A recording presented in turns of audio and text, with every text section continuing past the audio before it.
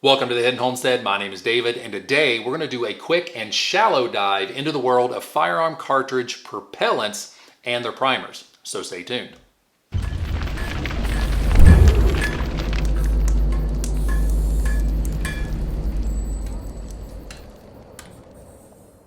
All right, guys, we are in week 3 of the Introduction to Ammunition and Basic Ballistics course at SDI. Now, in week 1, we went over a few ballistic terms and projectile design. In week 2, we discussed case design of the modern cartridge, and now we're going to talk about the last 2 components, which is the propellant and the primer. Like these last 2 weeks, this assignment is based on 3 different parts that ask 3 different questions. So keep in mind that we are just skimming the surface because for my assignment, I have to stay within the parameters of these questions.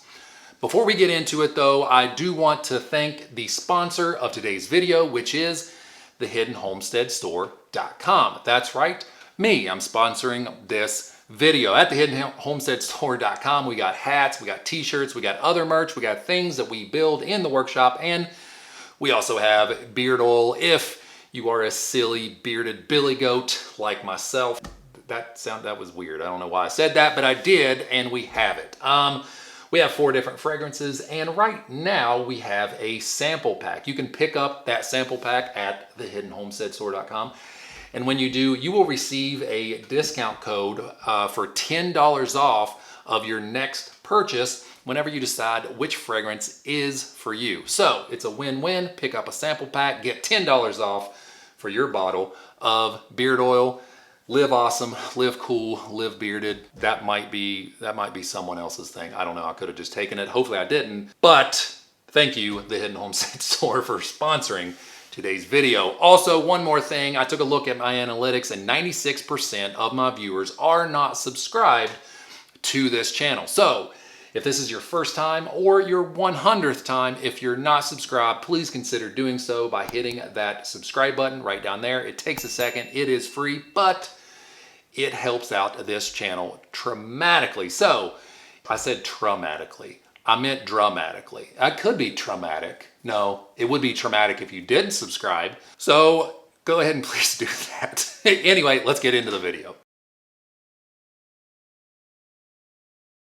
The major difference between an explosive and a propellant is how fast the powder both burns and ignites.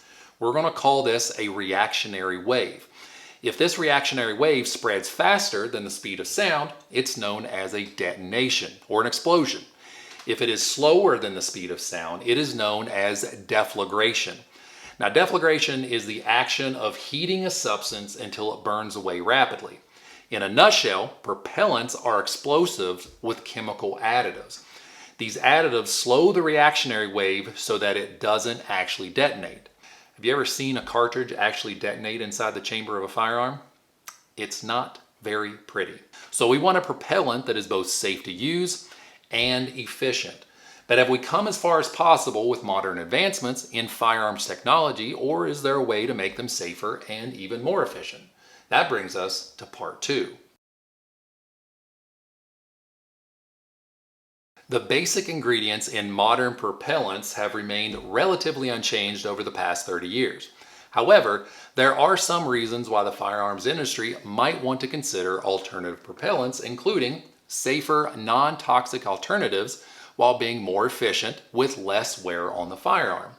Now, the Army is currently researching propellants that do just that. These new propellants contain thermoplastic elastomers. We're not going to go too deep explaining what these are right now, but know that they are a mix of plastic and rubber polymer additives. Now, when added to explosive, these polymers create a propellant that increases muzzle velocity by 25% without increasing barrel wear. Now, this is really cool, but what is the point in having this cool new propellant if we don't have the initial charge to set off the firing process? So in part 3, we're going to talk about primers.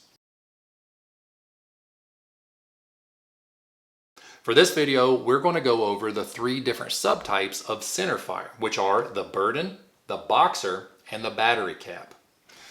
The Boxer primer was developed in 1866 by Colonel Boxer in England. And this type of primer, the anvil, is a small bent disc of steel which fits into the primer cup, making it completely self-contained.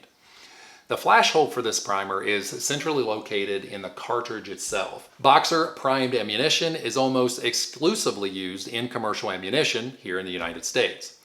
Not to be outdone though, the Burden primer was also designed in 1866 by Colonel Burden of the U.S. Army. In this system, the anvil is actually part of the cartridge case in the form of a small peg in the primer pocket. Around the anvil are a number of small flash holes to permit the passage of the ignition flame from the primer to the propellant. Due to the ease and low cost of manufacture, Burden primers are used mainly in military ammunition. As a fun fact, what is most ironic about these two primers is that the Boxer created by an Englishman is the one most commonly used in America, while the Burden created by an American is more commonly used in Europe and Asia.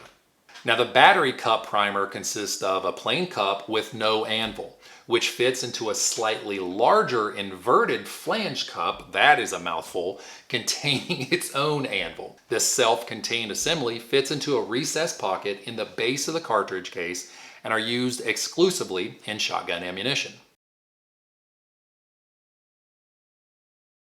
I do want to point out the similarities of all three of these primers before we move on to the differences. And basically, all three have the main cup, the primer mix, and a foil or paper sealer that just kind of contains the primer mix. You can see every one of these have the cup, the primer mix, and the sealer.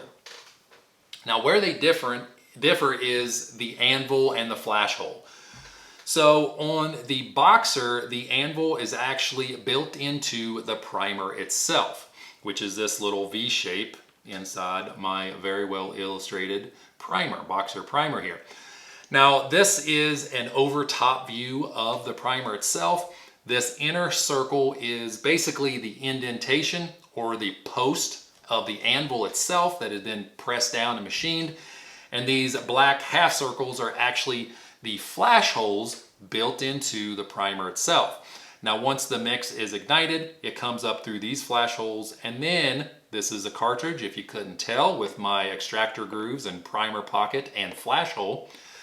It comes up through these flash holes and out the main center flash hole in the cartridge. Now the Burden is a little different, where the anvil is actually machined into the cartridge itself.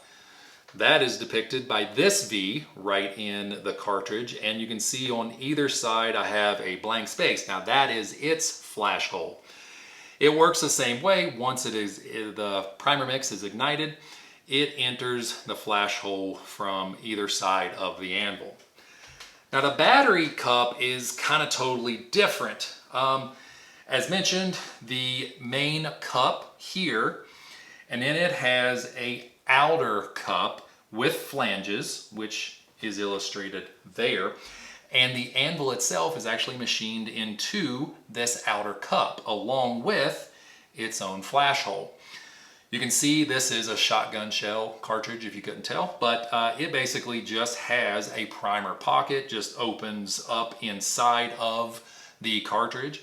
And once, same thing as all of these, once the primer mix is ignited, it comes up through this hole and it enters the chamber in the shotgun shell. All right guys, as mentioned, that was a very quick and shallow dive into the world of propellants and primers.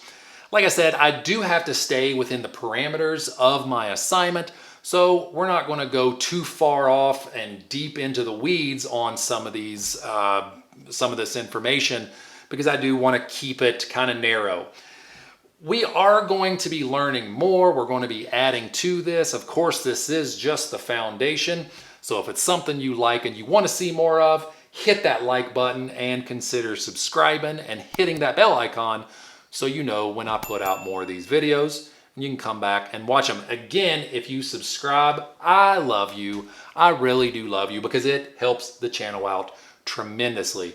We are on Facebook, we're on Instagram, we also have Patreon. Check that out if that's what you're into. And speaking of Patreon, I love you. I love all you. I love you so much. That was for my Patreons that I have now. And if you become a Patreon, I'll tell you the same thing. So yeah, there's that. That's all I got for you guys. Hopefully you like this video. And until next time, peace out. Love you guys. Oh, I just said I loved you guys. Not unless you're a Patreon.